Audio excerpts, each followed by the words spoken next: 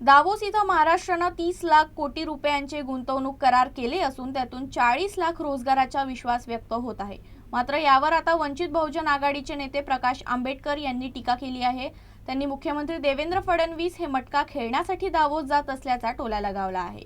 यामुळे राज्यातील विविध जिल्ह्यात प्रकल्प सुरू झाले, रोजगार मिळाले तर मटका जिंकला असं म्हणता येईल, अन्यथा हा मटका हरले अशी प्रतिक्रिया ॲडव्होकेट प्रकाश आंबेडकर यांनी दिली। तुम्ही दर वेळेस दावोसला मटका खेळायला जाता, त्या हिशेबाप्रमाणे आत्ता असताना बघितलं तर 1 लाख कोटीच्या वरती असणारी इन्व्हेस्टमेंट तुम्ही आणलेली आहे।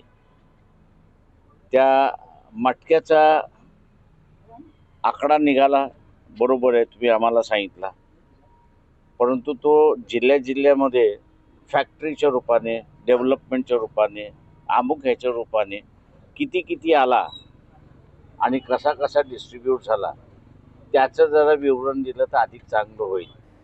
तर प्रकाश आंबेडकर यांच्या वक्तव्यावर ज्येष्ठ भाजप नेते चंद्रशेखर बावनकुळे यांनी प्रतिक्रिया दिली। राज्याच्या मुख्यमंत्र्यांबद्दल अशा पद्धतीचे वक्तव्य करणे यावर वाईट वाटतं। कधीतरी विकसित महाराष्ट्र करण्यासाठी सुधारले पाहिजे। देवेंद्र फडणवीस यांचे कर्तृत्व मोठं आहे। महाराष्ट्राच्या जनतेनं विरोधी पक्षांनी मुख्यमंत्र्यांचे जाहीर आभार व्यक्त केले पाहिजे, असंही बावनकुळे म्हणाले।